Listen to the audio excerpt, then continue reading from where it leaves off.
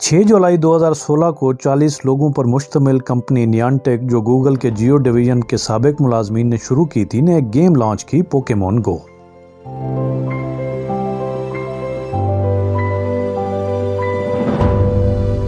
इसको खेलने वाले फ़ोन के कैमरे को इस्तेमाल करके वर्चुअल मखलूकात पकड़ते थे जो इनकी स्क्रीन पर ऐसे नमूदार होती थीं जैसे कि वो असल दुनिया में हों।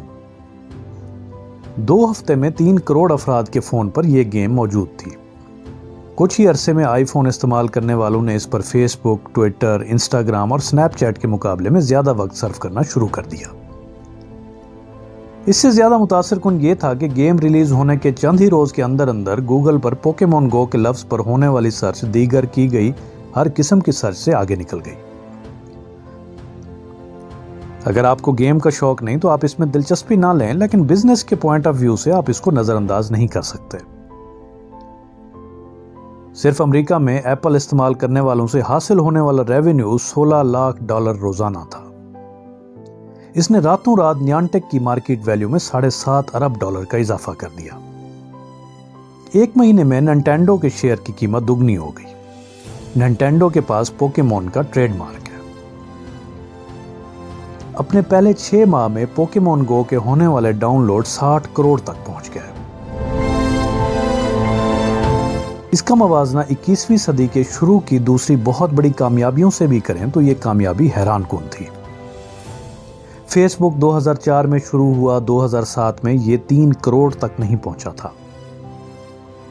इंतहाई popular game world of Warcraft भी 2004 में रिलीज हुई। अगले 6 साल में इसके खेलने वालों की तादाद 1 करोड़ 20 लाख हुई।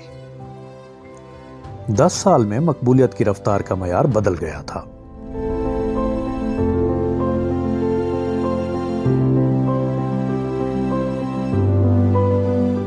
अगले 10 साल में ज्यादातर इकोनॉमिस्ट और सोशियोलॉजिस्ट तब्दीली की रफ्तार में इजाफे का ही अंदाजा लगाते रहे। पोकेमॉन गो की कामयाबी हादसाती नहीं थी।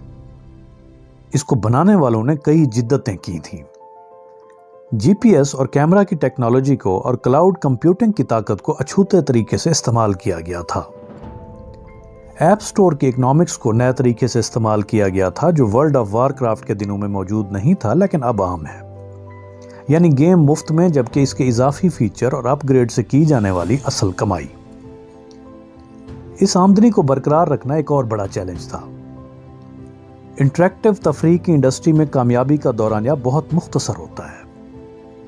यहां पर नियांटेक ने जो तकनीक इस्तेमाल की वो लंबी चलाई गई मुहिम थी, जिसमें मानी रखने वाले फीचर और कंटेंट देते जाना था वक्त के साथ साथ।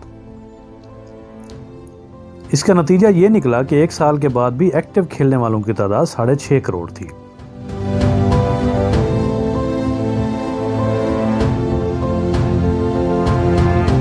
इस गेम से यह कंपनी $2.5 अरब की आमदनी हासिल कर चुकी है।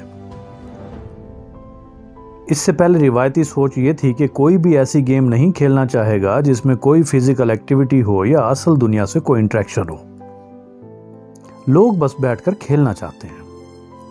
पोकेमॉन गो को बनाने वालों ने इस बुनियादी मफरूजे को ही नजरअंदाज कर दिया था।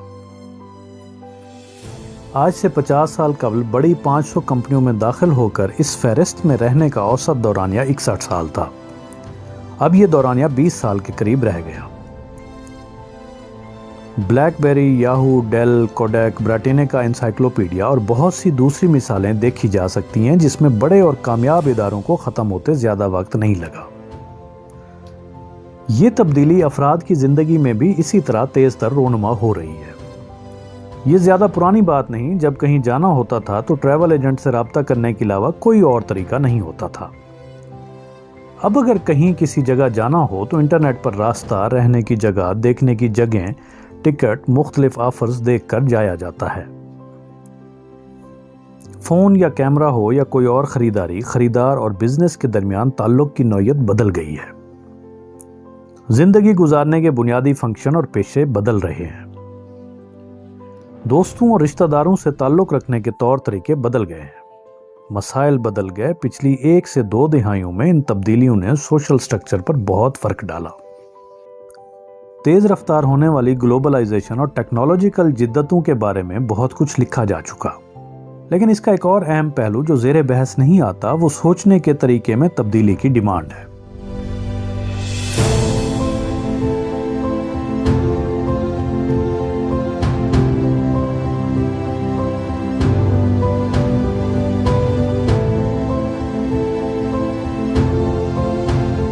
بزنس، سیاست، پروفیشنل اور ذاتی ماحول، ہر جگہ پر کامیابی اور خوشی کا انحصار اس پر ہے کہ ہم اس سے کس طرح ڈیل کرتے ہیں۔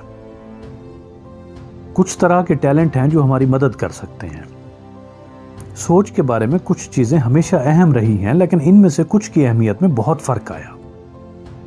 مثلاً ہم کس طرح اپنے آرام دہ خیالات کو چھوڑ کر تضادات اور ابہام میں کام کر سکتے ہیں، روایتی سوچ سے بالاتر ہو سکتے ہیں، نئے سوالات کر سکتے ہیں، اپنے ذہن میں بنائے گئے گہرے ترین مفروضہ جات کو ترک کر سکتے ہیں اور نئی پیراڈائم کو دیکھ سکتے ہیں، لاجک اور خواب کا ملاپ کروا سکتے ہیں، ناکامی کو برداشت کر سکتے ہیں اور نیا تجربہ کرنے سے نہیں گھبراتے۔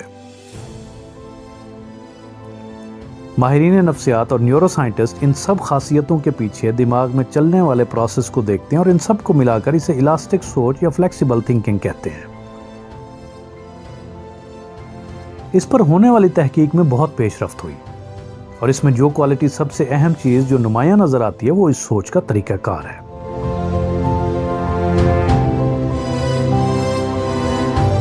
کمپیوٹر کا طریقہ ٹاپ ڈاؤن ہے، یعنی ایک مسئلے کو حل کرنے کے لیے مرکزی حصے سے ہدایات جاری ہوتی ہیں، اس کو الگ حصوں میں توڑا جا سکتا ہے، پھر ہر جگہ سے نتائج کو ملا لیا جاتا ہے۔ بایولوجیکل ذہن میں یہ طریقہ انالیٹیکل تھنکنگ کہلاتا ہے، جس میں دماغ کا ایگزیکٹو سٹرکچر سوچ کا طریقہ ڈیٹیکٹ کرتا ہے۔ اپنے منفرد آرکیٹیکچر کی وجہ سے بایولوجیکل دماغ میں صرف یہی طریقہ نہیں، ایک اور طریقہ باٹم اپ بھی ہے۔ اس طریقے میں انفرادی نیورون بغیر کسی مرکزی ہدایت کے پیچیدہ طریقے سے فائر ہوتے ہیں اور دماغ کے ایموشنل سینٹر سے اہم ان پٹ لیتے ہیں۔ یہ طریقہ نان لینئر کہلاتا ہے، اور یہ وہ طریقہ ہے جو خیالات پیدا کرتا ہے، اور وہ خیالات جو اچھوتے ہوتے ہیں، جو انالیسس یا قدم بہ قدم کام کرنے کے طریقے سے نہیں آ سکتے۔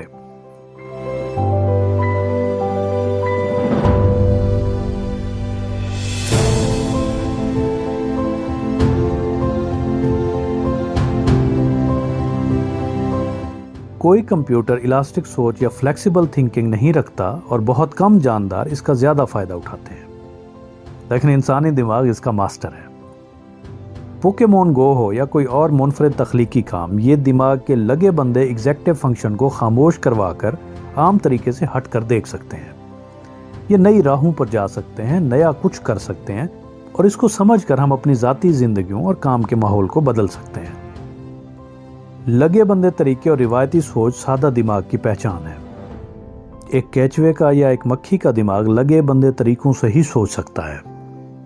معاشروں میں اور دنیا میں ہونے والی تیز رفتار تبدیلیاں انسانی دماغ کے اس حصے کی اہمیت میں اضافہ کر رہی ہیں، اور دماغ کا یہ حصہ الاسٹک سوچ یا فلیکسیبل تھنکنگ سے منسوب ہے۔